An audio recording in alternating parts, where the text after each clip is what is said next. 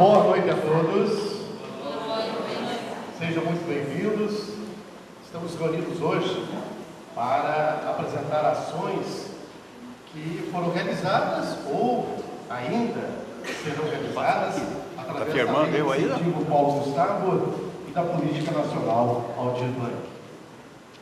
Gostaríamos de agradecer a presença das autoridades aqui presentes, nosso prefeito, Elias, sua esposa, nossa primeira-dama, Gilcilene. Também nós queremos agradecer imensamente todos os fazedores de cultura aqui presentes. Valorizar a cultura local é explorar ferramentas culturais para a disseminação de conhecimento, contribuir para o enriquecimento e desenvolvimento da cultura da nossa cidade. E para abrilhantar a noite de hoje, nós temos a honra de chamar para a apresentação, já estão aí, o grupo Filhos de Porto Amazonas. Está faltando gente ainda, mas somos três aqui representando o grupo. Augusto Seguro, Eloy Padilha e o Arlindo Maestrelli. Está faltando o seu Antônio, está faltando o amor, o Purga com o Carão, né? Mas, pelo menos nós vamos participar com uma parte do grupo. E com certeza o grupo estará bem representado. E o grupo vai apresentar uma música instrumental de autoria do senhor Augusto Seguro. A música é de minha autoria, é Café das Três.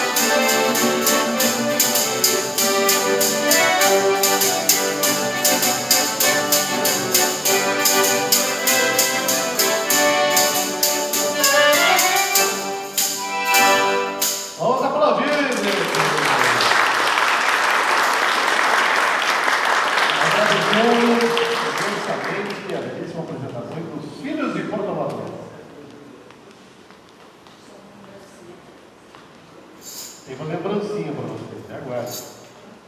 Uma lembrancinha do Departamento de Cultura e Educação. Será que é um litro de vinho?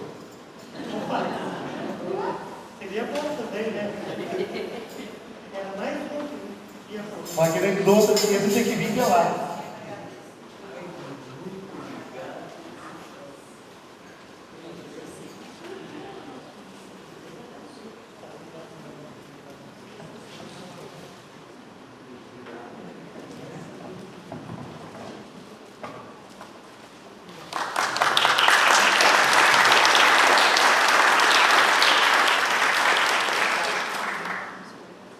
Bem, agora eu chamo aqui ele que está com muita saudade de microfone. Vem para cá, prefeito. Elias Gomes da Costa.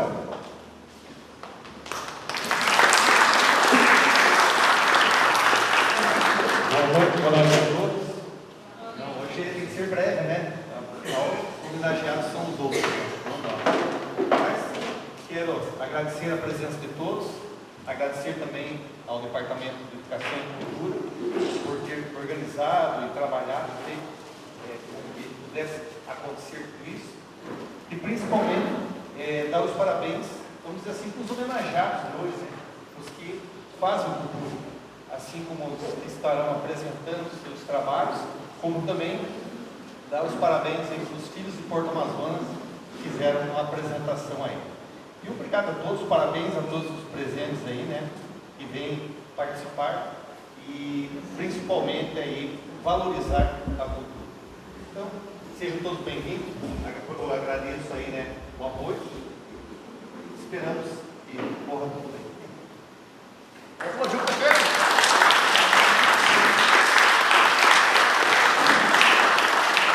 E agora nós vamos ouvir a diretora do Departamento de Educação e Cultura, a Emília. Vem para cá, Emília.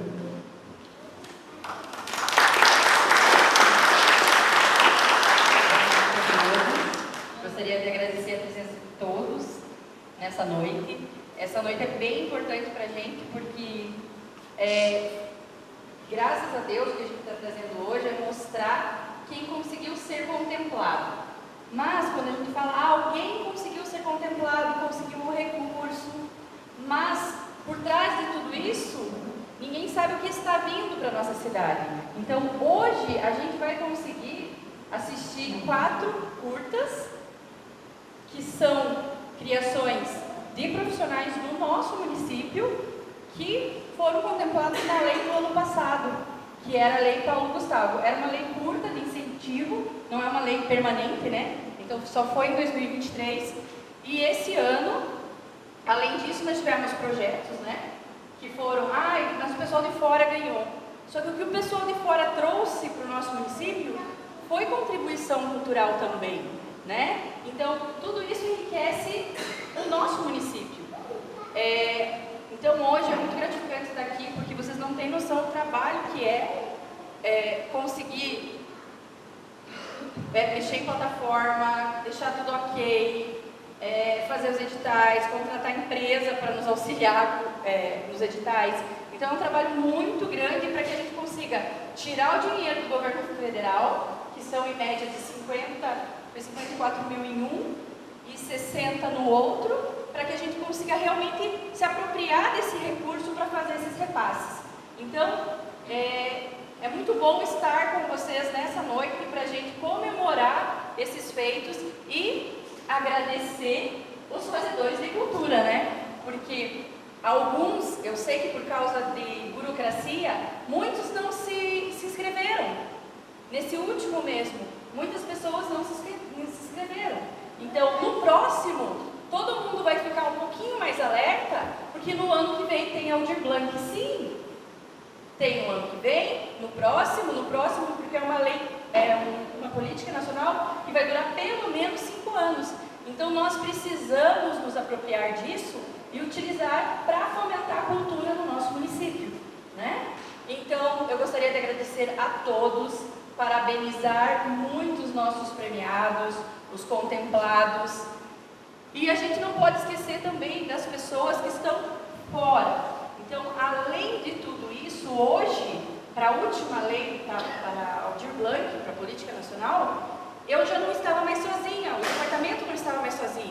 nós tínhamos um conselho. Tem o representante do conselho, e aí a gente conseguiu conversar, pensar e todo mundo bateu numa tecla. Esse ano não vamos abrir nenhum edital para fora do município. Vamos ver o que o pessoal do nosso município tem para mostrar. Então tudo isso é troca, a gente precisa dessa troca, dessas informações, verificar a necessidade do município. Então, hoje o município de Porto Amazonas pode afirmar que nós estamos com a cultura dentro do Brasil. Por quê? Hoje, se nós brigarmos por recurso, pode vir. Temos sistema de cultura, plano municipal de cultura, um conselho de cultura. Então a gente pode começar a tentar ser mais ativos. Infelizmente, questão da gente deixar muito tempo para trabalhar com cultura no departamento, temos ali as meninas, elas não me deixam mentir, deixam elas quase malucas, por exemplo, no dia de hoje, que eu não estava, deixei elas quase malucas, para a gente conseguir ter isso aqui, elas tinham que responder o WhatsApp e mandar para todas.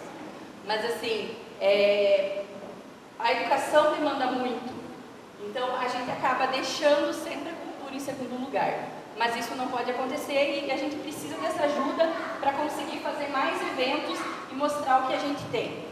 Então assim, mais uma vez, gostaria de agradecer a todos os que participaram e foram contemplados ou premiados, vai ter um momento deles, mas eu gostaria de abrir uma brecha aqui para outros fazedores de cultura, por exemplo, parabenizar já de antemão que não participou, mas a Irô, a gente sabe que é uma excelente artesã, ela não se inscreveu, poderia ser uma das premiadas, mas foi num período que ela não conseguiu se inscrever, mas a gente sabe a bagagem que ela tem cultural com ela. E gostaria de chamar agora também outra pessoa que não estava no script, a professora Rosana Verdon. A Rosana ficou conosco vinculada ao departamento, né? Mas não ficava lá, porque ela tinha muito trabalho. A missão dela era fazer pesquisa. Meninas, tirem fotinhos, senão eu esqueço. Já me perco.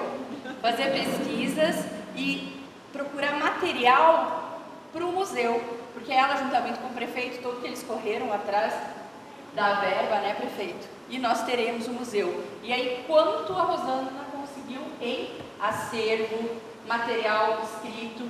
E aí, falando em material escrito, nas nossas turmas dos terceiros anos, no ensino fundamental, então, nas 3 escolas, Benedita, Maria de Lourdes e Tupi, no terceiro ano o currículo fala sobre história de Porto Amazonas.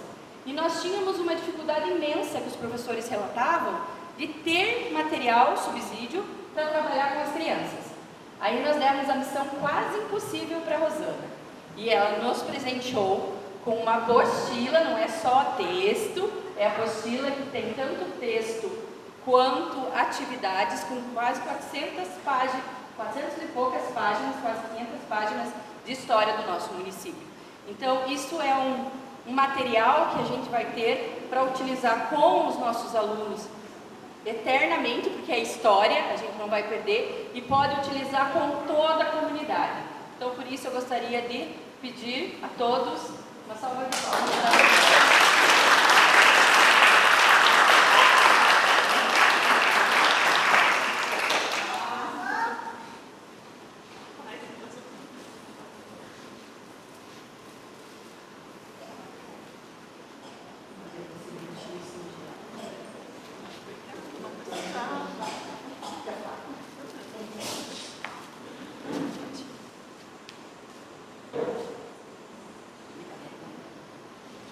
E agora, mais um agradecimento. Ele que nos socorre, vai ser divertido, é curto, é singelo, é uma lembrança, mas a gente conta muito com o Acir. Ele que é radialista, ele também poderia ter se inscrito em premiação, né?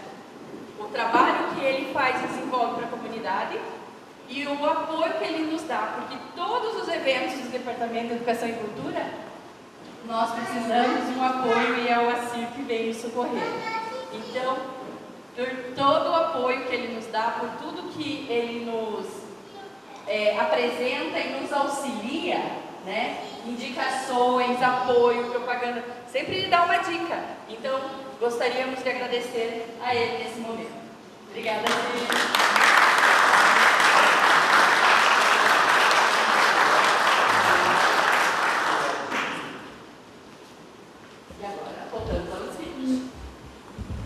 Surpresinha boa, né?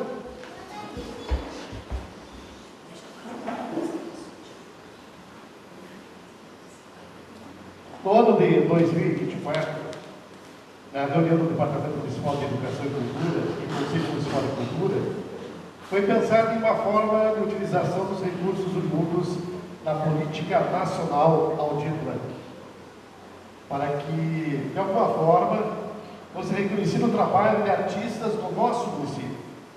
Assim, criamos um edital para premiação, onde só poderiam realizar a inscrição artistas ou fazedores de cultura que residiam em nosso município e conseguiam comprovar esses feitos.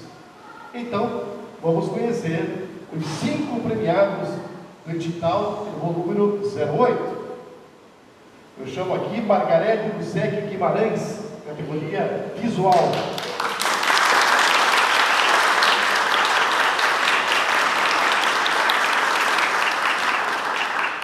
Riomar Bruno Ferreira, categoria audiovisual.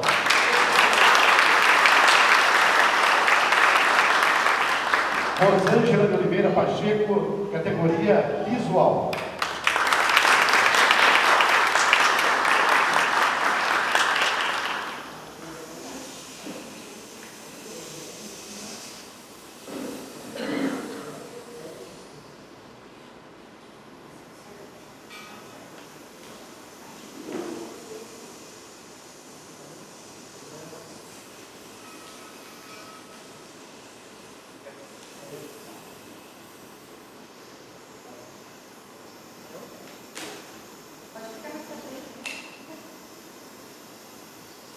Lucinéia Bassani, categoria artesanato.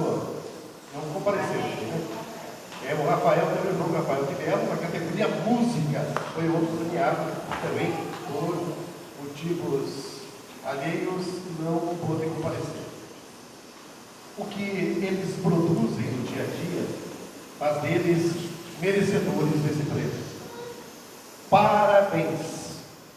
Agradecemos por contribuir com a cultura do município de Porto Amazonas.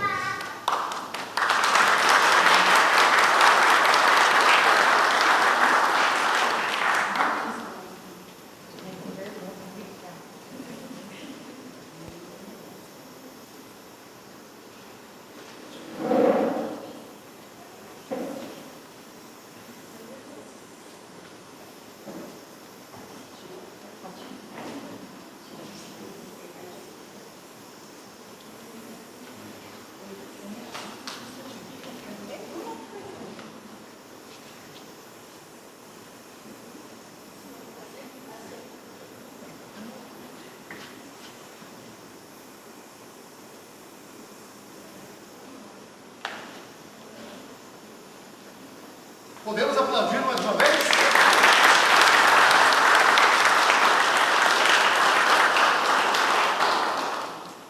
E agora, gente, nós vamos aos contemplados na Lei Paulo Gustavo e na Política Nacional Aldir Blanc. Primeiro, nós já chamamos da Aldir Blanc Os premiados, os contemplados. E agora nós vamos chamar aqui os projetos, é isso? Gostaria de chamar aqui à frente a Margarete Bussec Guimarães, projeto visual, oficina de pintura para crianças de 8 a 10 anos.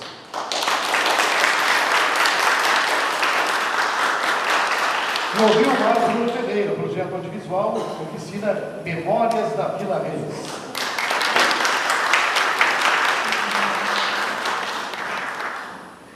Os projetos serão realizados com crianças na Escola Municipal Cívico-Militar Maria de Lourdes Afonso Weinbecker, devido à exigência do edital. Os mesmos terão uma versão para a comunidade do Porto Velho. Previsão para o primeiro semestre do ano que vem. Parabéns, então, aos contemplados.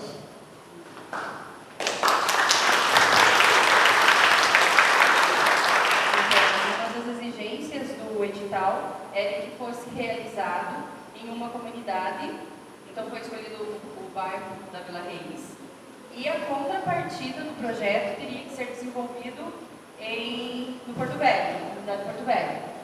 Então, ambos vão fazer as atividades nos dois locais. E os dois, por coincidência, quando fizeram o projeto, colocaram a Escola Maria de Lourdes e já conversaram com a diretora. Então, a escola também agradece, né, porque foi contemplada junto dos dois projetos. Agradecemos aos dois, e o prazo é provavelmente no primeiro semestre, mas eles têm até dia 31 de dezembro para colocar isso em execução. Né? Então, isso vai ficar um pouquinho mais para frente para eles decidirem. Obrigada e parabéns. Agradecemos.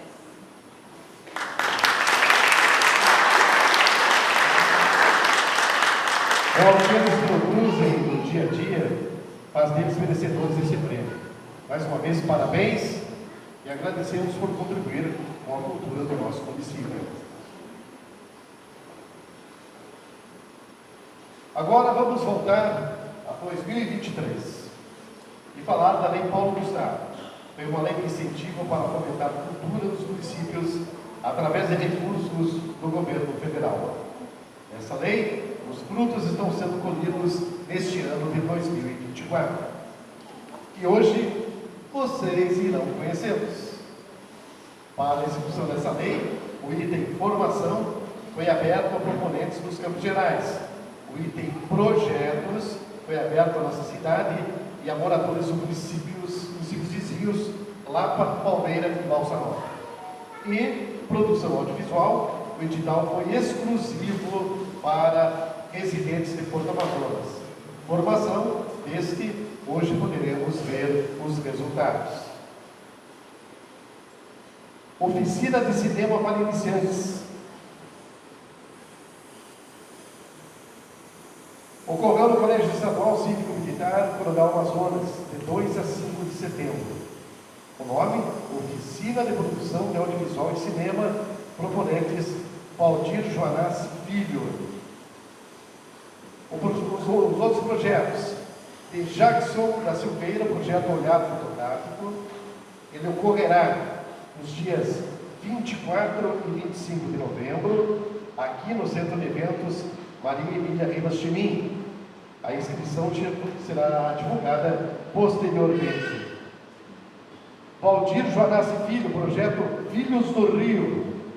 A apresentação tem previsão para novembro e dezembro deste ano. Jocely Cândido Rosa Turek, projeto Oficina de Brinquedos Tradicionais. Ocorreu em julho de 2024, com uma oficina fantástica, onde todos os profissionais da educação do CEMEI tiveram a oportunidade de participar. Oficina riquíssima, com cantigas, histórias e artesanato. Associação Menonita de Assistência Social, AMAS, projeto Musicalidade para Transformar. O projeto contempla 100 crianças e adolescentes do município de Porto Amazonas na fanfarra da instituição. Curtas, produção audiovisual. Hoje nós poderemos assistir em primeira mão o resultado do projeto dos dois contemplados. Primeiramente, temos aqui para receber os nossos agradecimentos, e posteriormente vamos assistir aos filmes. O Ricardo José Berton, Porto Amazonas, navegando pelas páginas da história, tropeirismo.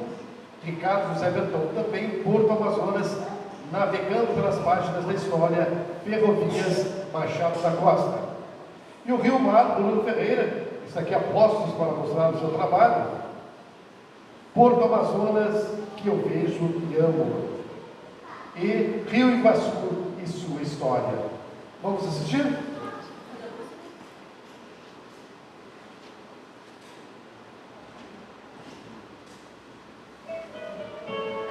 Você sabia que os rodeios crioulos, muito comuns em nossa região, possuem influência do tropeirismo? Você sabe o que foi o tropeirismo? Como será que ele influenciou e influencia a vida dos paranaenses e dos porto-amazonenses? É o que descobriremos a seguir.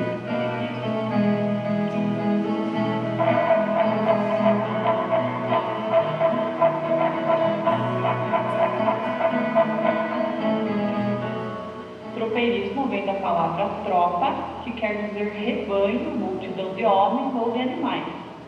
O tropeirismo aconteceu em diversas partes do mundo para vencer as distâncias, utilizando os animais como meio de transporte. No Império Egípcio, utilizou-se muito o burro. Na Europa, a mula, cruzamento da égua com o burro. Na América, o primeiro registro data de 1532, a partir da descoberta das minas de prata de Potosí, hoje na Bolívia, os espanhóis passaram a utilizar o muar para transporte da prata, pois somente sua resistência era capaz de aguentar a passagem dos Andes. No Brasil, durante o ciclo de ouro em Minas Gerais, negros indígenas transportavam nas costas o material retirado das minas. Constatando que o trabalho humano seria melhor aproveitado nas minas, as mulas trazidas do sul surgiram como alternativa para atender a demanda de carga, percorrendo caminhos difíceis. Em 1732, Cristóvão Pereira de Abreu consolidou o caminho entre os campos de Viamão, próximo à Laguna, Rio Grande do Sul, em direção ao centro do Brasil. Nessa ocasião, foi acompanhado por cerca de 130 homens que conduziram 3.000 mulas e cavalos, que foram levados da colônia Sacramento para serem vendidos nas Minas Gerais. A partir de então, incontáveis tropas partiram dos campos de Viamão com destino à famosa Feira de Sorocaba, onde surgiram muitos caminhos em direção às minas do centro-oeste, dos engenhos e canaviais do nordeste e das lavouras de café do sudoeste. As trilhas compunham-se por 3 vias principais, sendo o caminho de Viamão o mais famoso, que partia de Viamão, no Rio Grande do Sul, atravessando todo o território de Santa Catarina, passando por diversas cidades do Paraná, inclusive Porto Amazonas, para assim chegar até São Paulo. Os animais eram entregues em Sorocaba. Os animais conduzidos eram de um ou mais proprietários. A frota completa podia ter mais de 3.000 animais, conduzidos por cerca de 130 peões tropeiros. A cada 5 ou 6 léguas, cerca de 30 quilômetros, que levava cerca de 12 horas para ser percorrido, os tropeiros paravam e acampavam para descansar e tratar dos afazeres necessários para o bem-estar dos tropeiros e dos animais, como alimentação, pouso e água. Os tropeiros se deslocavam aproveitando os locais que naturalmente davam passagem e que muitas vezes já eram utilizados por animais selvagens, por povos indígenas da região, bandeirantes ou abertos e melhorados pelas próprias tropas. Muitos caminhos foram abertos pelos tropeiros através do corte da vegetação, arbustos e árvores, colocação de pedras e terra, sendo que o próprio pisotear dos animais ajudava a traçar o caminho que ia ficando cada vez mais definido. Aqui em Porto Amazonas, a estrada da Restinga Seca era utilizada pelos tropeiros. O tropeirismo teve forte influência na formação de vilarejos e cidades, localizadas nos caminhos das tropas, como Porto Amazonas, que serviu de passagem, mas também possuía locais de pouso, como o local onde é hoje a sede da fazenda Aras Valente.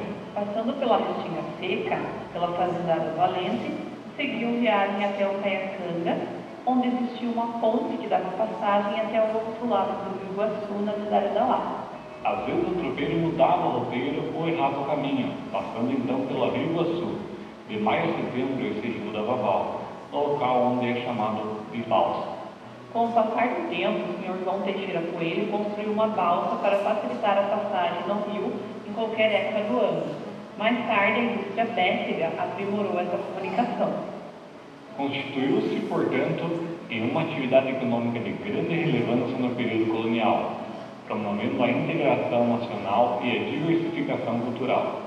É comum ainda nos dias atuais vermos pessoas vestidas com trajes tropeiros. Os centros de tradições gaúchas ainda preservam muito da cultura tropeira. O tropeirismo deixou heranças na culinária como o hábito de tomar chimarrão, disseminado por diversas regiões pelos tropeiros. O consumo de torresmo, charque, pratos como o feijão tropeiro, a vaca atolada, o barreado, o arroz carreteiro e o peculiar café tropeiro que o senhor Dirson Dornelles, antigo tropeiro, vai nos contar como era feito. Aí a água fria e põe o pó. Aí quando ele desce, ele sobe para cima. A gente deixa derramar o mais grosso e daí ou com tição de coco ou com água faz baixar o resto. Aí fica tudo no fundo da suadeira o pó. Fica limpo o café. O tição é um pauzinho de lenha aceso. Assopra a cinza dele e daí põe na água, para não ir cinza no café. Muitas palavras comuns do nosso dia a dia podem ter origem tropeira e nem nos damos conta disso. Tenho certeza que você já falou ou ouviu muitas delas. Veja as mais repetidas principalmente em músicas, rodeios e eventos de tradição gaúcha. Além de palavras, os tropeiros utilizavam muitas frases, metáforas, que são repetidas até hoje por nós, são expressões de origem tropeira. Como cair do cavalo, Tirar o cavalo da chuva, fazer uma vaquinha, cor de burro quando foge, dar com os burros na água, cavalo dado não se olha os dentes, amarrar o burro, muitos cidadãos porto-amazonenses foram tropeiros. como Otávio dos Reis, Romão e Dirson Dornelles, Silvio Edir Minardi, João Nepomuceno, Antônio Nepomuceno, Antônio Rivas, Tifo Reis, Salvador Ferreira Bueno e Benedito de Lara Neves. O último tropeiro a percorrer o trecho da rota de Viamão e Sorocaba morava em Porto Amazonas, tropeiro Otávio dos Reis, nascido em 1914 na cidade de Porto Amazonas. Com apenas 14 anos, em 1928, ele deu os primeiros passos em um mundo tomado por mares. O primeiro das 5 viagens que realizou de Viamão a Sorocaba foi inesquecível.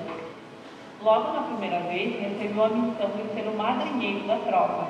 Ele conduzia o cavalo que ia à frente com o sincero batendo para orientar a tropa.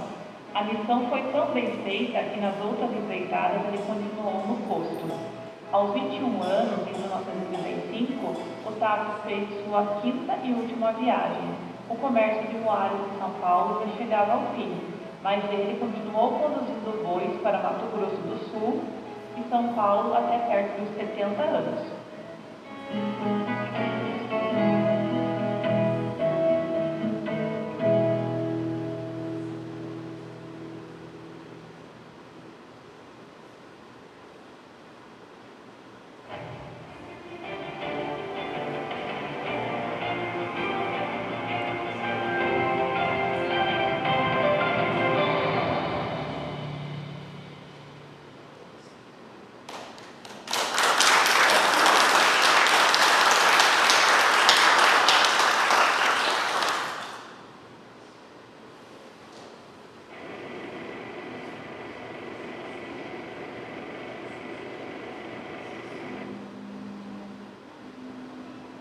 Projeto aprovado pelo Departamento de Educação e Cultura, Prefeitura de Porto Amazonas, Paraná, com recursos da Lei Paulo Gustavo, do Ministério da Cultura, Governo Federal.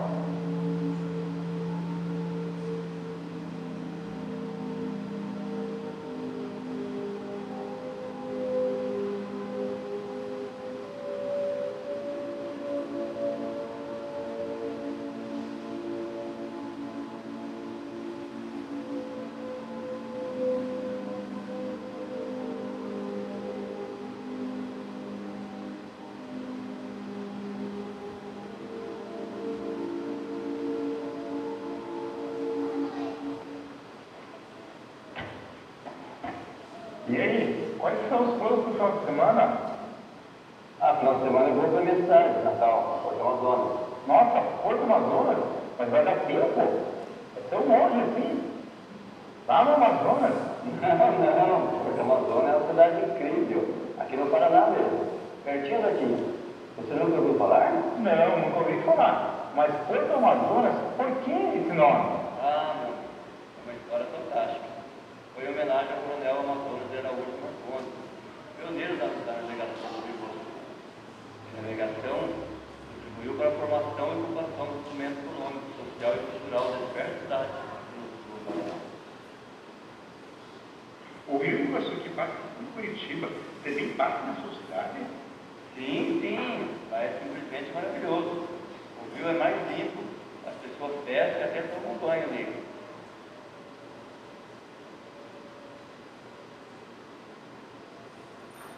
Sabe o que mais? É tão importante que a navegação foi que o prédio da prefeitura foi construído no formato de um barco a vapor. Uma construção em formato de barco. Nunca ouvi falar de algo assim. Sim, é o único. É um dos pontos turísticos mais famosos da cidade.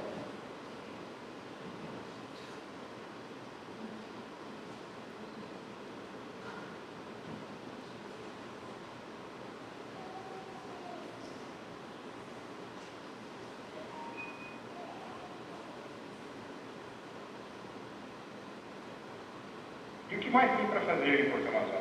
Ah, prepare-se para ficar mais empolgado.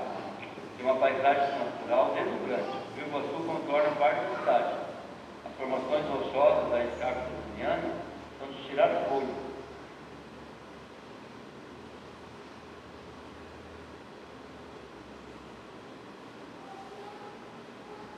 São várias cachoeiras, corredeiras e há um lugar incrível para pescar. Uma biquinha, que fica na margem do Rio Iguaçu. Biquinha? Por que tem esse nome? É demais. Chama-se biquinha porque tem uma nascente de água ao passado. Quando não tinha água encanada na casa, as pessoas vinham buscar lá para usar as casas. E hoje virou local para a pescaria.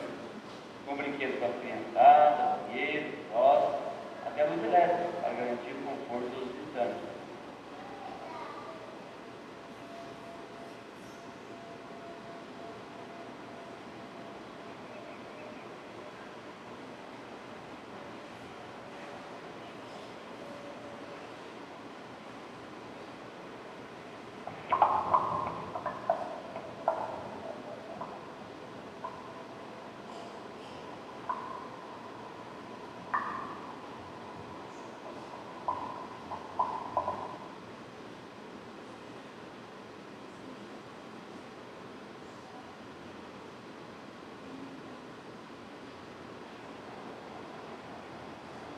Que legal, e o que mais?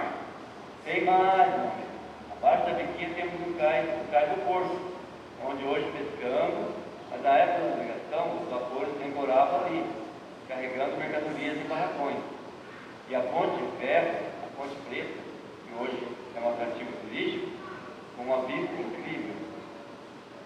Nossa, quanta história, hein? E essa ponte de ferro? Chamamos de ponte preta. Era usado na época para passar dos trens que vinham de Curitiba. Hoje é um atrativo com grande potencial turístico. Passa sobre o Rio Iguaçu, mas é perigoso. Não é recomendado para visitá-lo.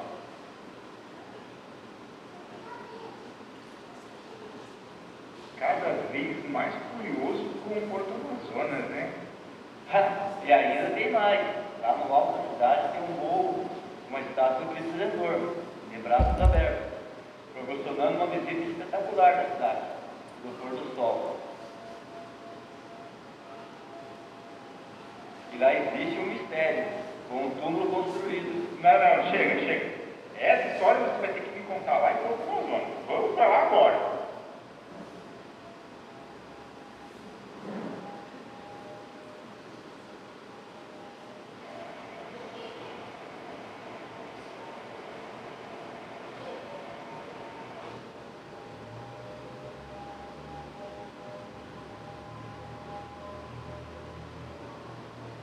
Hoje vem com minhas aulas de Freitas. Tem umas histórias assim sobre de Porto Amazonas, né? A gente sempre ia para Curitiba para estar fazendo alguns cursos de especialização. Semanais, rurais. E quando a gente falava que era de Porto Amazonas, a pessoa disse, nossa, Porto Amazonas, virar de Amazonas, né? Quantos dias de viagem? A gente sempre fala, não, Amazonas é aqui, é 3 quilômetros de Curitiba, bem pertinho. Mas o pessoal não conhecia a nossa cidade, né, como Porto Amazonas. Eu lembro uma vez que fazendo um curso no Senac, e a gente foi pegar o nosso ônibus embora de Porto Amazonas. Aí pegamos um táxi, e daí eu falei, nós vamos para Porto Amazonas. E eu falei, nossa, eu trabalhei em Porto Amazonas na época da navegação. E aí, quando acabou a navegação, eu vim embora para Curitiba. E hoje como motorista de táxi.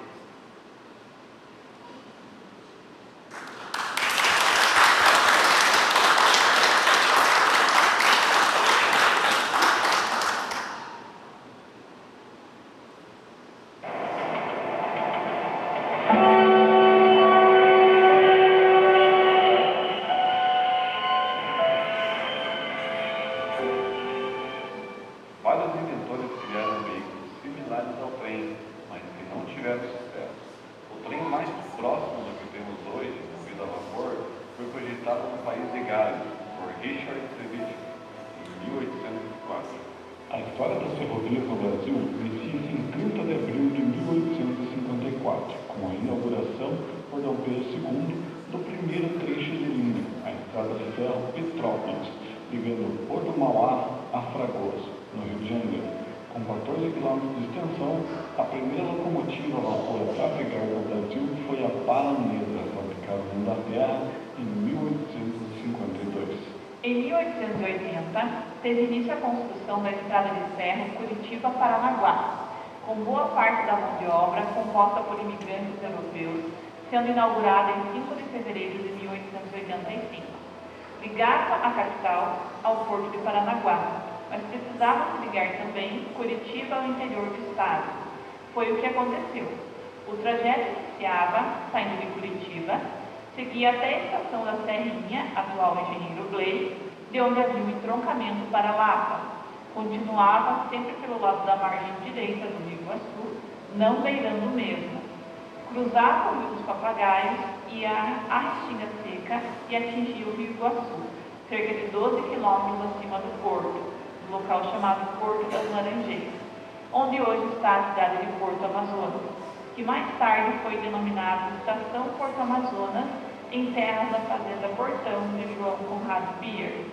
A primeira estrada de ferro que passou por Porto Amazonas foi inaugurada em 1º de setembro de 1891, mas a primeira locomotiva movida a vapor chegou somente em 10 de novembro de 1892. A chegada da estrada de ferro em Porto Amazonas foi muito importante para o desenvolvimento da região. Através dela embarcavam e desembarcavam passageiros, vários deles imigrantes que povoaram a região, e mercadorias como a erva mate e a madeira, que vinham pelos vapores e seguiam viagens para todas as regiões através dos trens. Com o advento da República, houve a necessidade de um novo pedido de uso e gozo do prolongamento da respectiva via férrea, de Porto Amazonas até Ponta Grossa, passando por Nova Restinga e Palmeiras, a entroncar na estrada de ferro de Itararé a Santa Maria da Boca do Monte, trecho que foi inaugurado em 1º de março de 1914. Em 1915, o ramal Restinga Seca foi desativado. Nesse trecho, os trens passavam pelo centro de Porto Amazonas, passando pela rua Robertino Bar, mais conhecida como a Rua da Linha. Ao fim dessa rua ficava uma chave que desviava a linha para ir até próximo ao Rio Iguaçu para carregar as mercadorias. A estação central de Porto Amazonas ficava onde hoje é a Rua Duque de Caxias, em frente ao Centro de Convenções Celso Rodrigues Paes, com a frente voltada para onde é hoje a Rua Guilherme Schiffer. Seguindo viagem, a linha passava pela ponte sobre o Rio Lajeado, mais conhecido como Represa, passando pelo bairro Vila Conceição, em seguida passando pela ponte da Alisa, atravessando o Rio Iguaçu pela Ponte Preta, chegando até o município da Lapa. A construção da rodovia do Xisto e da Ferrovia Central do Paraná tornou esta linha ferroviária menos importante. Em julho de 1970, ela foi paralisada, levando ao fechamento da estação de Porto Amazonas. Este ramal funcionou por 56 anos, de 1914 até 1900.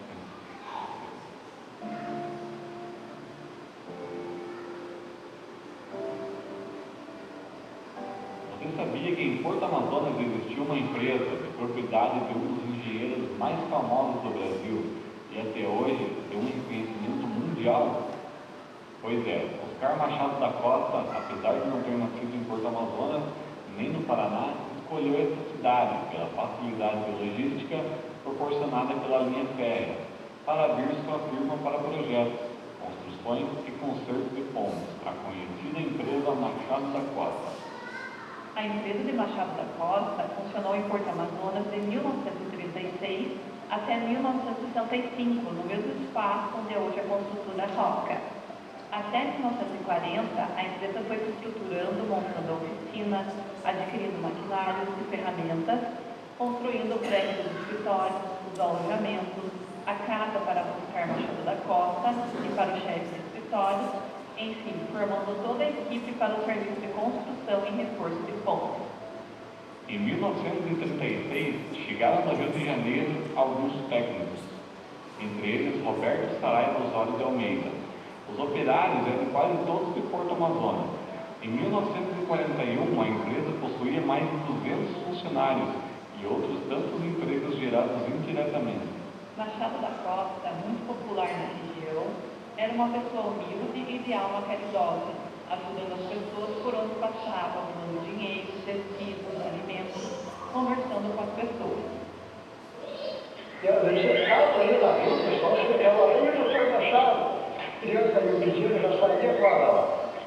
Vai que é bastante na mesma montaria que diz, tem naquela bolsa, bastante na mesma troca dele. Ali ele tinha a moeda e embala o bolso e distribuía, começava a cada vez que eu jogo, eu tinha morava no estado. Você tinha bastante criança, tudo, sabe? Nós também tudo deve chegar. Que você ganhasse, que nem hoje, a moeda de R$1, R$30. E ele ganhava para as crianças, para a senhora. A empresa de Machado da Costa foi muito importante para o desenvolvimento de Porto Amazonas e teve forte influência na sua emancipação política. Em 1953, a empresa abriu uma filial no Rio de Janeiro. Em 30 de outubro de 1973, faleceu o engenheiro Oscar Machado da Costa, sendo enterrado em 1º de novembro, data escolhida via decreto pelo prefeito Alcides Gomes da Costa como feriado municipal, em homenagem ao exemplar engenheiro. Após o falecimento de Machado da Costa, os auxiliares continuaram com a empresa. Em 1975, a família vendeu a empresa. Os diretores continuaram e novos projetos foram sendo executados. Outros diretores foram dando prosseguimento à empresa, mas aos poucos ela foi falindo. A população porto-amazonense foi pouco a pouco perdendo boa parte dos postos de trabalho.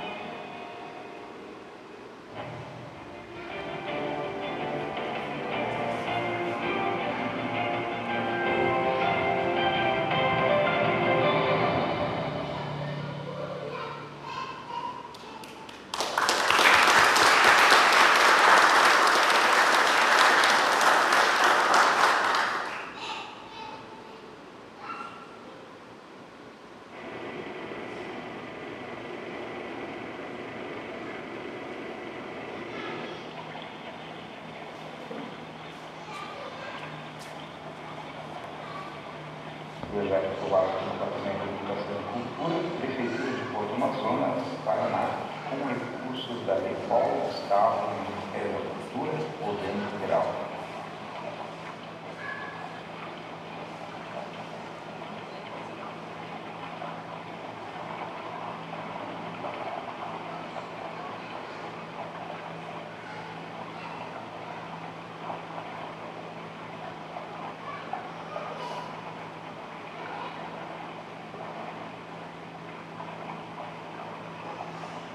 Poderia deixar de começar esse vídeo sem estar aqui nesse lugar.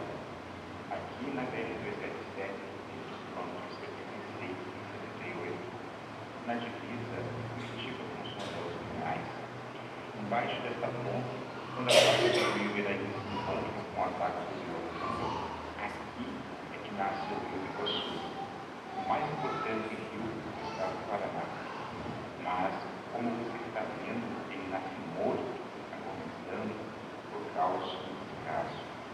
Aqui nessa região onde nasce, é a região mais populosa do estado, e boa parte dela, infelizmente, não respeita e joga lixo e esgoto clandestinamente em suas águas. Sem falar das grandes indústrias, o lixo industrial, o esgoto não tratado, entre outros. Grande parte do lixo a gente não consegue ver que boiando, mas tem muita coisa que afunda.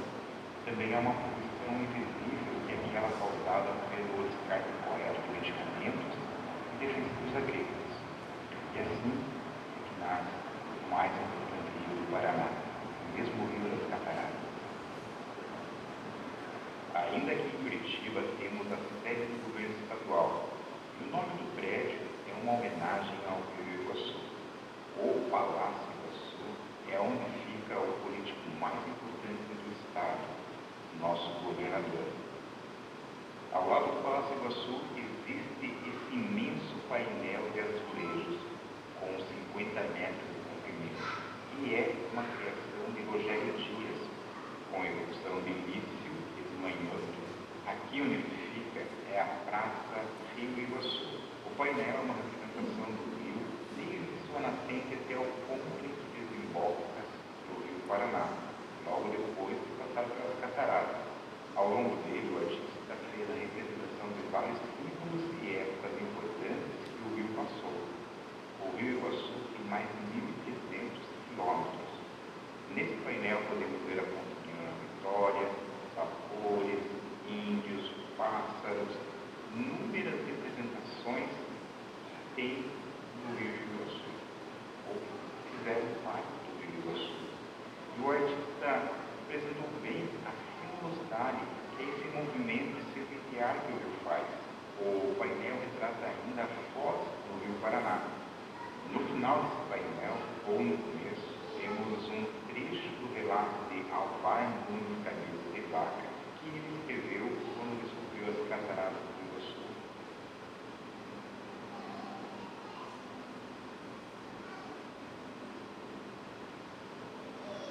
De como o governador seguiu com canoas pelo rio Iguaçu para desviar o mau passo de um salto que o rio fazia.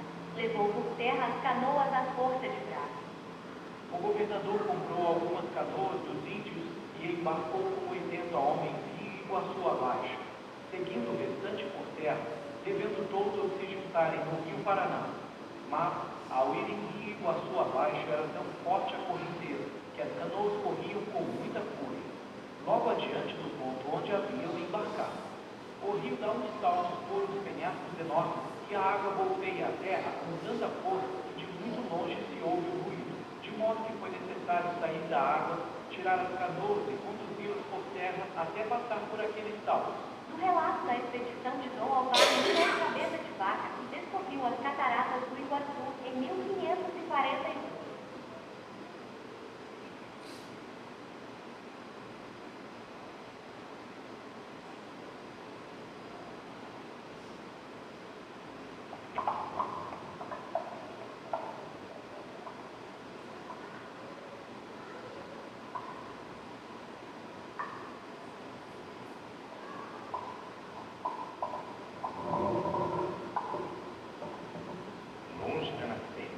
Aproximadamente 5 quilômetros, já essas fotoamazônicas é que o rio começa a ganhar vida.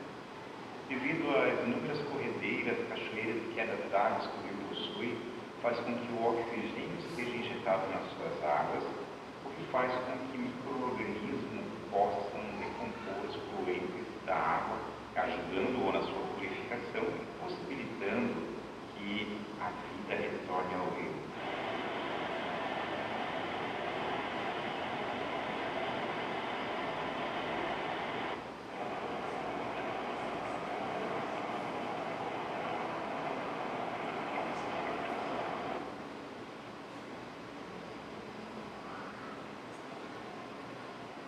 Mas, mesmo assim, ainda em Porto Amazonas, a cada cheio que o rio tem, é possível ver muito lixo boiando em suas águas. Muitos ficam presos em árvores, pedras e em suas margens.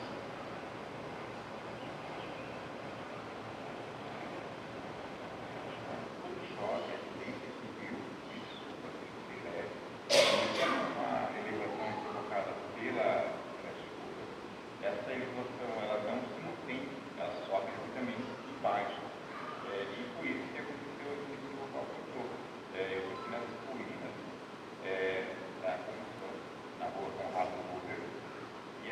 uma característica quando o rio sobe e ele acaba entrando nesse espaço dentro aqui, de forma como se fosse uma lagoa.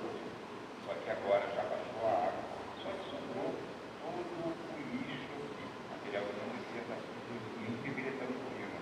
As únicas coisas que deveriam estar no rio são as plantas aquáticas, ficaram presas aqui. Vou virar a câmera aqui para que você possa ver.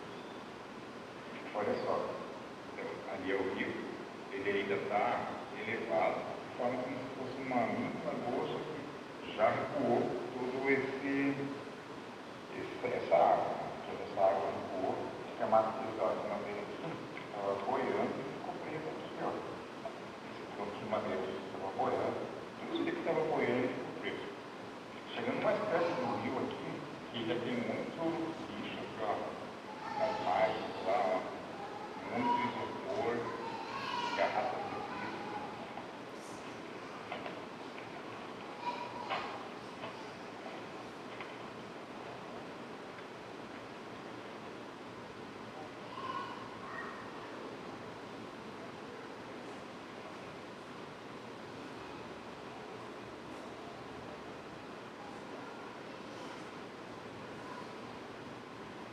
Por causa da presença constante desse tipo de lixo, há mais de 40 anos é realizada a limpeza no Rio Grosso, em que voluntários fazem a retirada de toneladas e toneladas de lixo do rio, sempre com o apoio de empresas, instituições e poder público.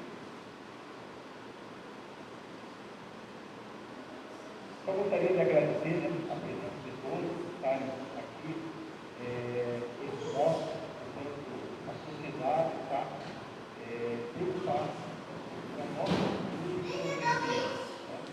Então, essa parcela de cada um, se juntando da forma, aí está amenizando aí os impactos do lixo, que tem, sempre a gente pode deixar bem claro que esse lixo não é porta-mato-dentro, né? Desde a região importante, mas é importante que cada um dá a sua parcela de contribuição e com isso auxilia para que a natureza possa estar se recuperando e melhorando. O rio é o nosso patrimônio maior, e é um pouco que podemos aí trazer, né, e proporcionar para que a natureza possa estar sempre recuperando e bela como sempre. Mas agradeço a todos, tudo de bom, tudo um dia positivo, e que possam tirar aí, né, muito lixo do rio aí, para que possa estar fazendo uma limpeza geral. Obrigado a todos, obrigado para quem colaborou, participou, né? Acho que vai dar um controle para a equipe, CPFL, colégios também, e tem todos dando sua parcela também. Agradecer e principalmente a toda a população que sem vocês nada seria possível. Isso mostra aí a conscientização de cada um, preocupado, né, com o nosso futuro e, como eu falei, com o nosso bem maior, que é o Rio do Brasil.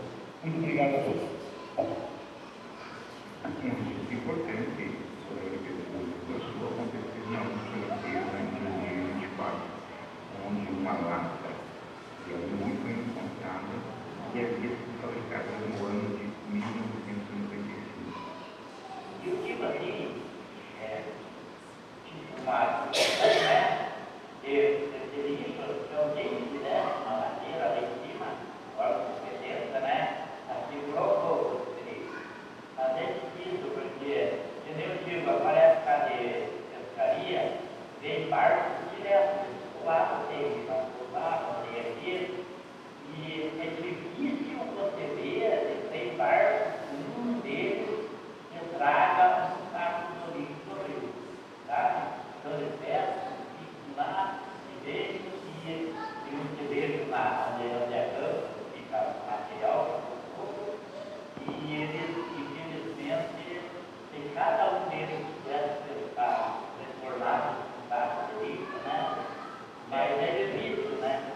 Ele traz uma garrafa de lixo atrás de nós. Não veio, leva de novo, tá?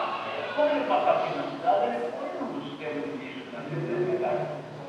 Tem a parte porque para voltar no lixo vazio é mais leve do que quando ele vem.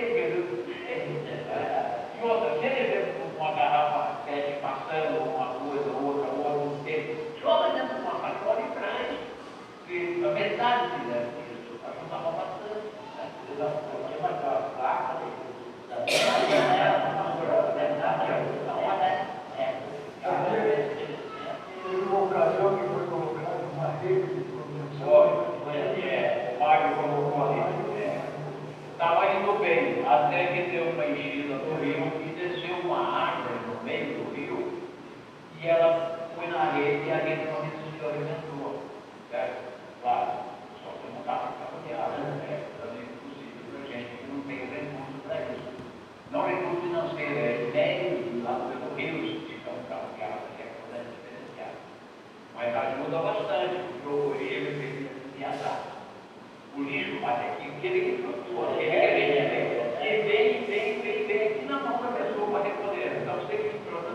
por dia, uma vez por dia, ou 3 vezes, seja muito tempo uma pessoa, para recolher essas coisas que estão descendo. E é o dia inteiro descendo.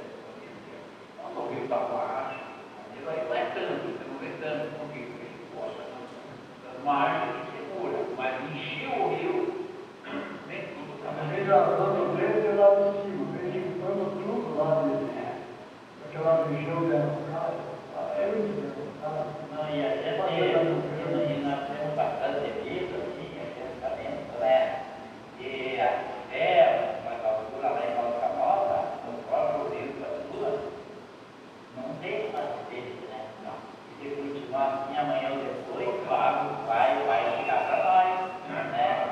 Então a gente tem essa consciência de tem que viver, e amanhã ou depois o nosso rio não tenha nem peixe mais. Eu trabalhei em General Lúcio, na região de Guaxupira. Trabalhando também, Ivaí já é melhor. Nós fizemos lá, Ivaí fez as pontes de Guaxupira e General Lúcio. Então, deve ter alguém ainda naquela época, a cada 15 dias, falava o pessoal que era uma empresa que tinha bem na cidade, ela soltava produtos do Rio Guaíbi. O Rio Guaíbi soltava aquele dejeto do Rio, que está a alguns quilômetros da Rio General Lúcio. Quando era ao dia que o governo mandava, eu vou dizer que no dia primeiro, eles abriram a porta lá e caminharam lá, voltavam no Rio Guaíbi. Abriu às 7 horas da manhã. Quando era 10 horas, 9, 10 horas da manhã, já tinha um cidadão que era costeiro, ele ficava sobre a ponte, sobre a ponte provisória que nós estávamos trabalhando. Para cima, 200 metros para cima, da onde ele era agora, ele vai por isso.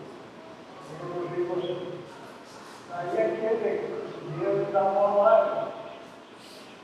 Ele estava, o pessoal começou a corrida no peixe. Então o nosso chefe, o nosso encarregado, uma hora que está na chefia dele aqui, ele liberava todos os funcionários que estavam trabalhando na ponte, para ele fazer o caminhonete dos peixes.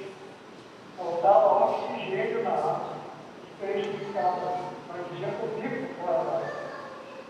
E ali nós recolhíamos água, recolhíamos carne, recolhíamos nariz. Era isso de 40 minutos, 1 hora, para ir ao tempo. Os antigos, os grandes, eles saíam da barranca, eles saíam, eles ficavam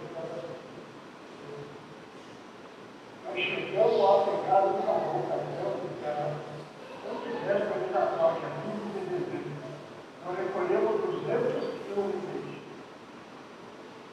Não vai pegar 200 quilos de água, caía atrás do o que tinha peixe que tinha naquela época foi com açúcar.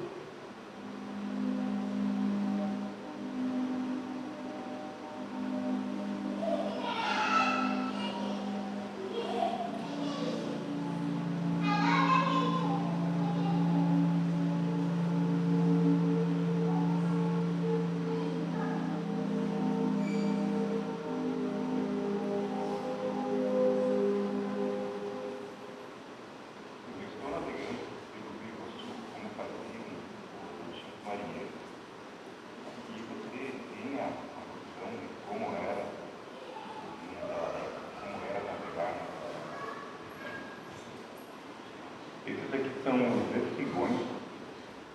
Eles vêm desde a margem do rio até quase o centro. Eles serviam para direcionar o fluxo da água e criar um canal bem ali.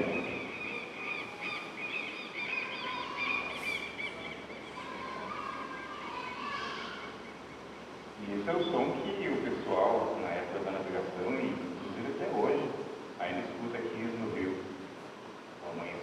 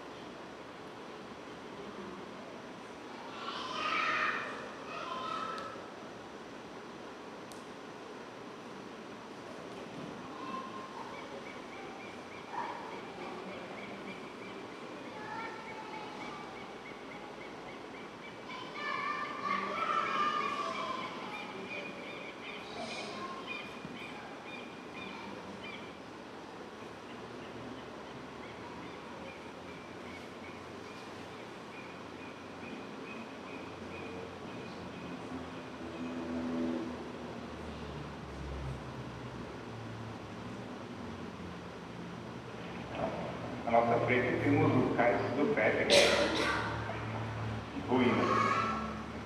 Ele ia dali até ali, por toda a curva do rio.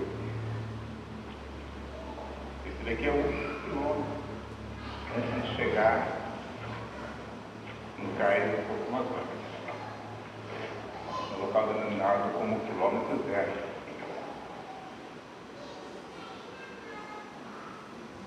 Olha só como é a estrutura do Cais, totalmente cheio de pedras, foram encaixadas, todo imenso.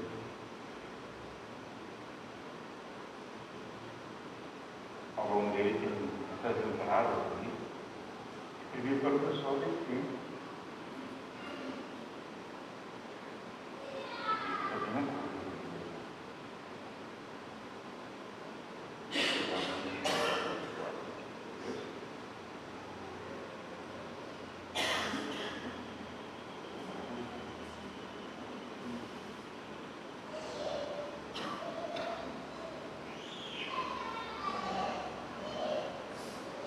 Esse aqui é o Cais do Porto Amazonas.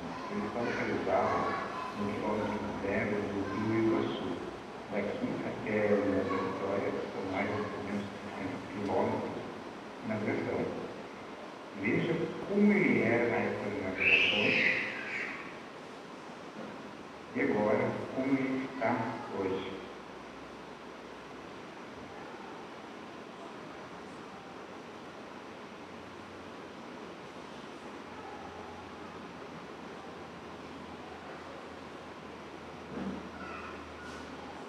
Porto Amazonas é considerado o quilômetro zero do Rio Iguaçu. Daqui até Porto Vitória são mais de 360 quilômetros de rio navegável. E para saber um pouco sobre a navegação, eu fui até a cidade de São Mateus do Sul, onde eu conversei com o pesquisador José Nelson Chaves de Souza, que me explicou muitas coisas sobre esse período.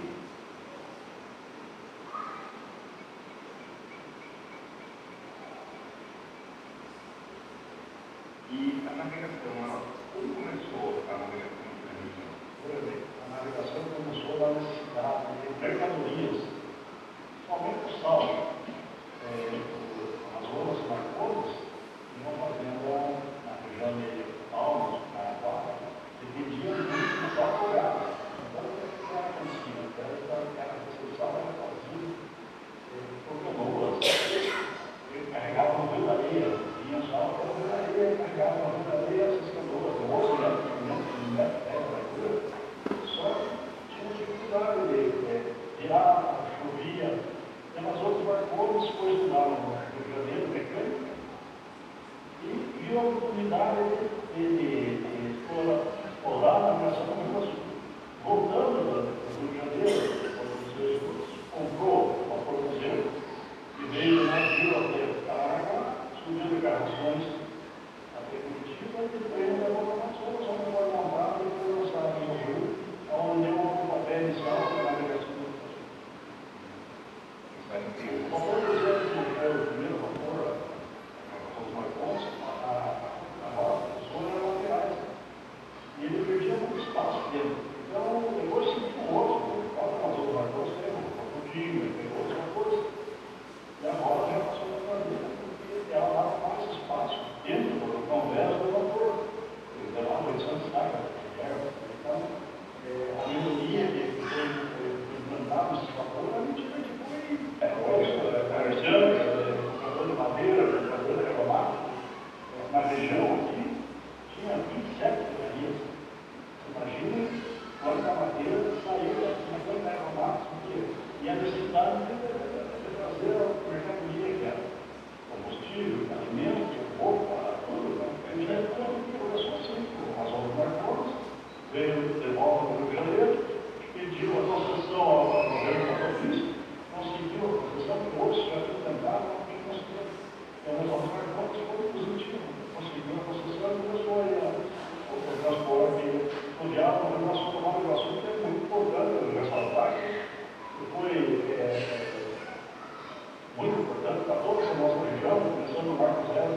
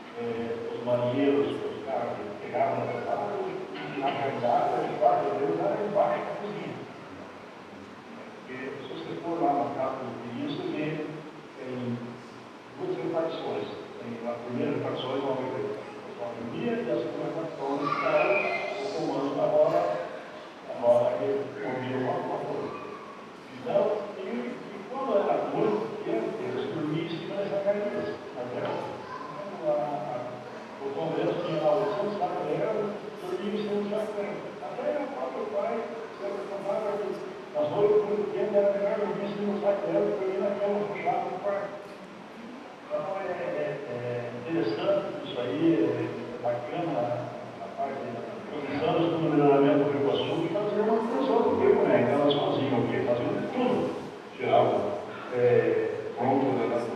o leite, tiravam pedras, detonavam, leite quando estava muito baixo, muito seco, leite, detonavam, o gato tirava, faziam os espigões de pedra, de taquara, né? Então, para levantar o leite do rio. A produção do melhoramento e outra coisa, o rio foi terminado muito bom, então os homens fizeram lá, São Mateus 163 na época, depois o rio trocou muito, né? Então, e foi de bom. Nós tínhamos lá as casas ocupantes, que era a moradia dos trabalhadores que faziam a manutenção do rio. Essas casas eram trazidas por vapor, os donos, não dava os donos lá que estavam morrendo, a casa, o vapor lá era ali. O pessoal ficava trabalhando, fazia a constante, 5 metros de constante, na barriga do rio. E quando o outro subia, que já estava ali, levava essas casas para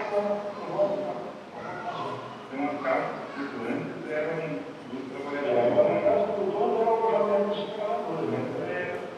Nós temos aí fotos, tem umas 10 casas, mais de 10 casas, tem um centro advogado ali, muito bacana, né? O trabalho desse pessoal era extenso, né? Então não tinha como fazer tudo isso. A minha casa do dono ficava ali, fazia o trabalho que fazer, tocava o óleo, era a manutenção do rio, os terras, os melhoramento do Rio Sul, era responsável por isso aí. E eles tinham uma chave chamada Divina, eles faziam uma inspeção, daí essa chave era o valor do pano que eles usavam quando eles faziam as discorias, desses espigões, desse trabalho, era usado pelo pessoal do selo. Eu tenho fotos aí da casa, ou seja, acho que tem existe a escala lá, existe a escala da casa dos anos 2000. A casa está lá em Provécio, porque sobrou, né? Infelizmente, a navegação acabou e acabou tudo, né? O seu Nelson, como é mais conhecido, me falou também de como eram as comidas, como se obtinha lenha e sobre os passageiros de carros que eram transportados nos vapores. O principal prato do vapor era o prato do charco. Por quê? Porque era o armazenamento. O charco enfrentava vezes, né? E a comida fresca, eles pegavam frango, feijão, o próprio peixe eles pescavam, né? Tinha abundância de o frango, o porco, como eles paravam no porco para pegar lenha, os vendedores de lenha normalmente tinham na família do porco, do frango, e era comido rapidamente para não tinha como armazenar, não existia geladeira. Então, a comida principal era o charco e outra coisa, pela substância. Os marinheiros vendiam a comida com substância. O charco daí tinha, era charco no feijão, charco no molho, charco socado na soca, né? A soca era a farinha, charco socado, o charco frito, muito gostoso. Então, o charco era o prato-chefe do vapor. Dividiam o charco inteiro. Tinha a parte gorda, a parte mais ou menos gorda e a parte mais magra. A parte mais magra era uma soca. A comida tinha que eu conheço. A lenha já estava cortada. Nos vários lugares já tinha banheiros, certo? Era uma cor chegada. Eles não subiam muita lenha, eles subiam muita lenha. Eu já vi uma cor subindo aí com o cheiro. Estava muito vapor para mexer nessa lenha, para mexer na roda, né? Então, eles pararam lá, a abastecia de lenha e a abastecia de lenha para todo e tinha lugar que não era só no porto, tinha lugar que eles paravam no banheiro, o cara vendia lenha e tinha lá cortar. Eu tinha isso na Deus, existia estudando isso. Estava produzindo e vendia o vapor, quando eles vinham para tomar banho, vendia o vapor e subia o vapor. A família pesada tinha um carro deles, uma loja 47, 49, 48, 48, tinha uma volta de eles colocavam o barco deles no vapor lá em Porto e subiam para colocar nos ônibus, para curtir, para praia, para fazer as compras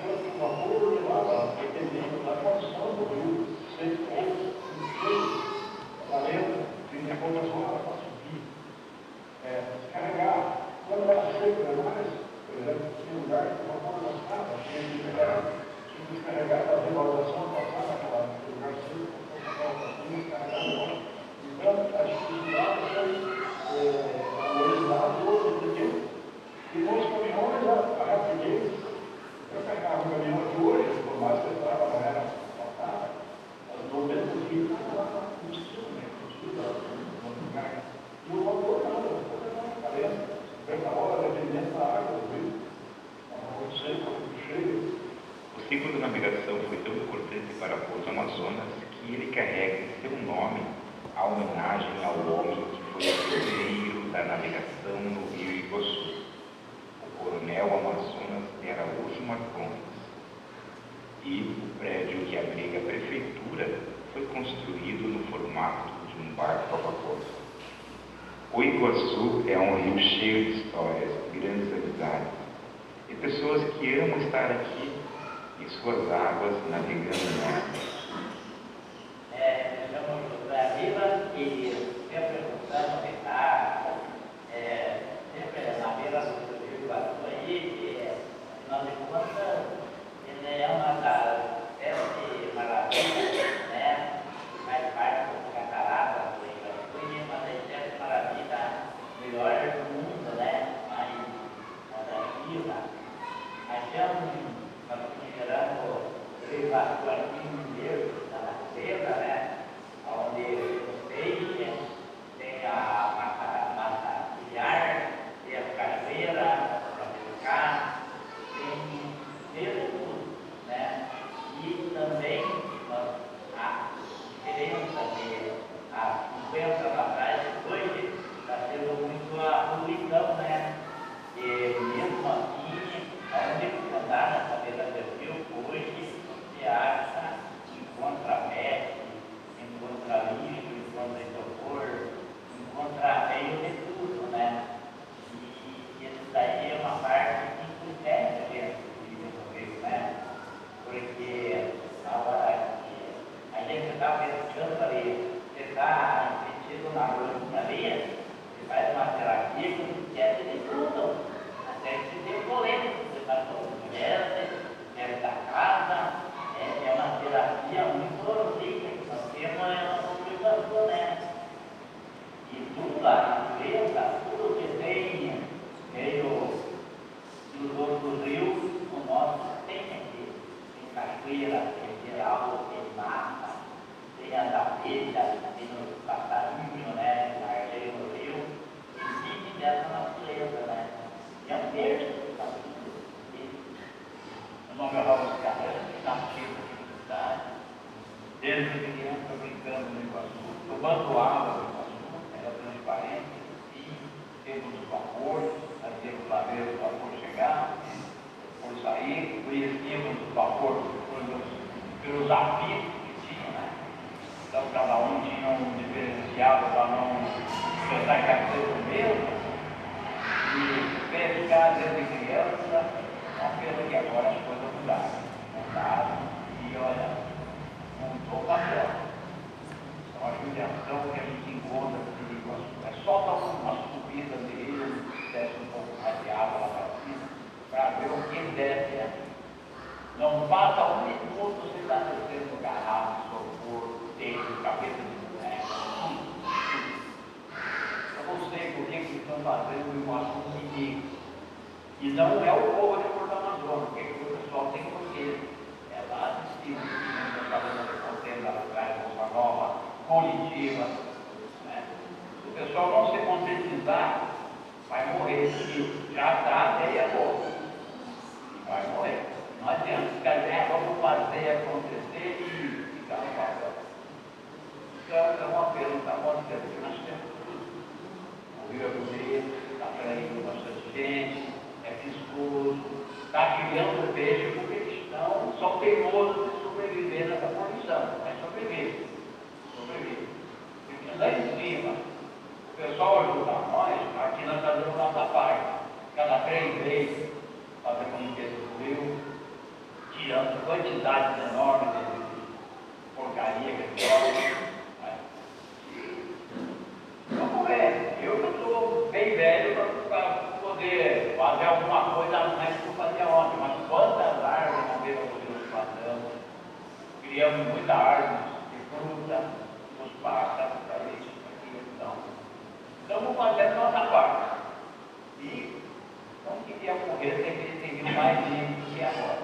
Mas estou esperando que vai dar certo. Estamos aí fazendo precisar de ajuda mesmo, para concluir, a gente vai. Tá bom? Vai.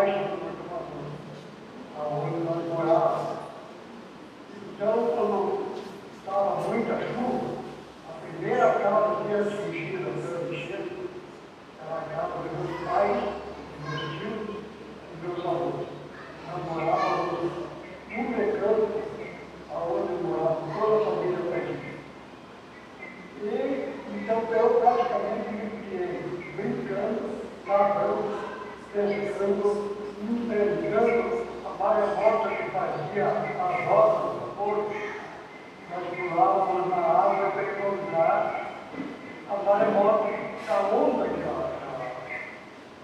o vapor fazia. Nós pulávamos no muro do médico para encontrar a onda lá na casa do meio do rio.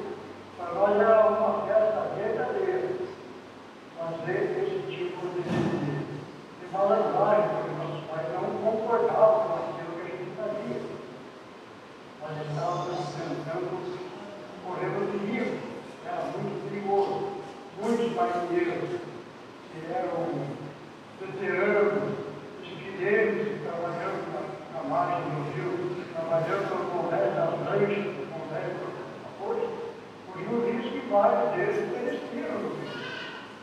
Então, nossos pais tinham uma preocupação muito grande. Nós andávamos crianças, praticamente, 10 anos, 11, 12 anos, nós burlávamos a vigilância dos nossos pais, principalmente nas noites, porque os pais estavam trabalhando.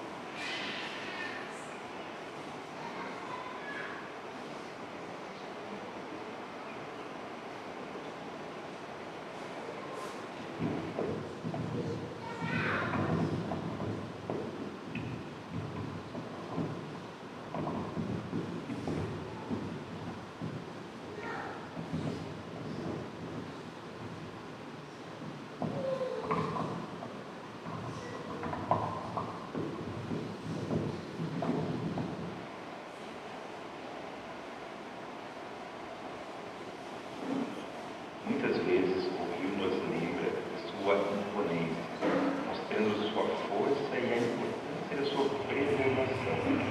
Essas imagens são da última enchente que aconteceu na região de Porto Amazonas no ano de 2023.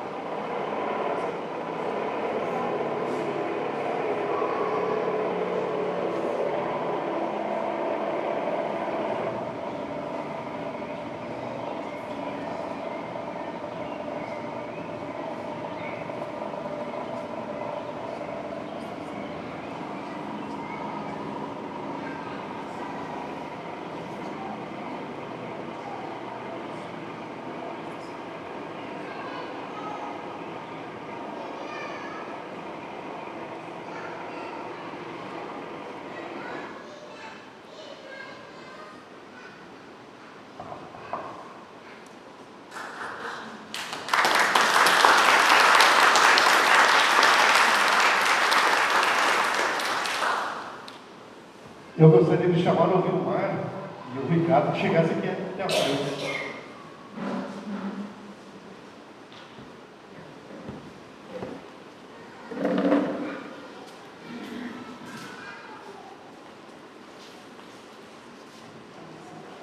Antes da gente concluir e agradecê-los, o Vilmar não vai ganhar outra lembrancinha, não vou de novo, o Ricardo sim, mas gostaria de agradecer os dois pelo material que vocês prepararam, produziram e o quanto a gente vai poder utilizar isso, né?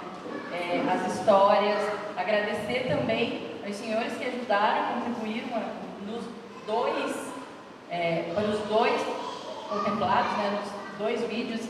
Então, muito obrigada mesmo. Primeiro, vou dar lembrancinha do Carly, parabenizar os dois. E depois a gente pode fazer uma foto, prefeito, Dircelene, a Airô representando o conselho, os senhores que nos abrilhantaram nossa noite aqui com a música, o senhor, seu Raul, também que participou dos vídeos, Rosana, e quem mais está faltando? A Cir? Falta alguém? A Rosângela que já foi, né?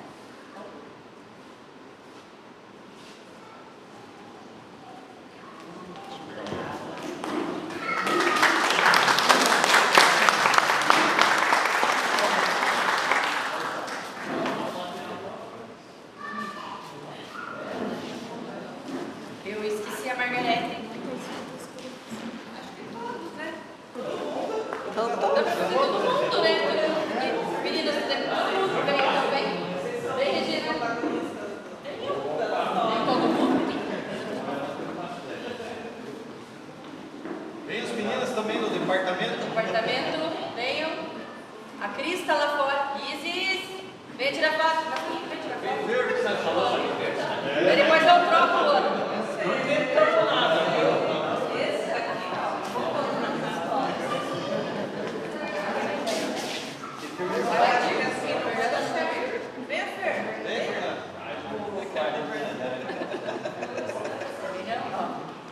Vai ter que vir do lado do seu pai aqui.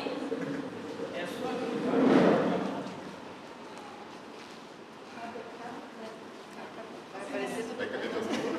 Deu, Lona?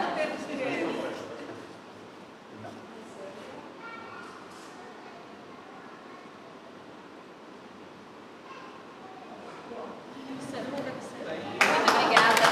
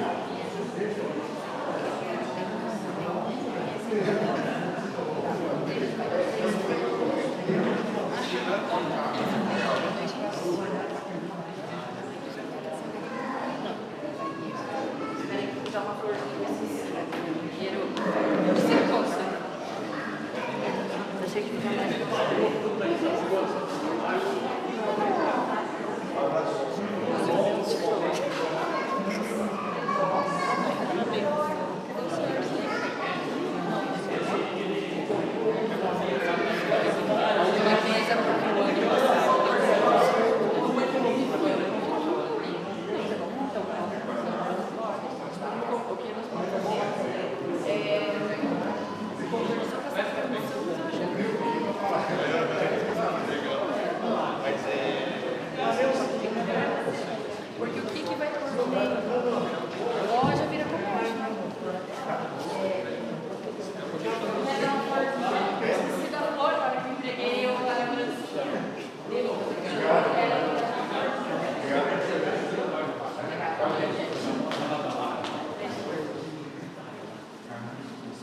Eu esqueci aquela hora que eu subi.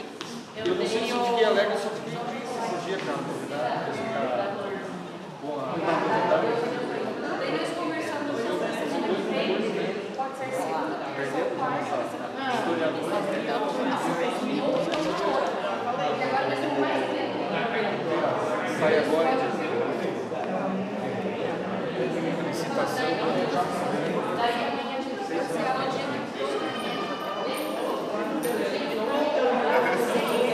Mas vai ter que criticar.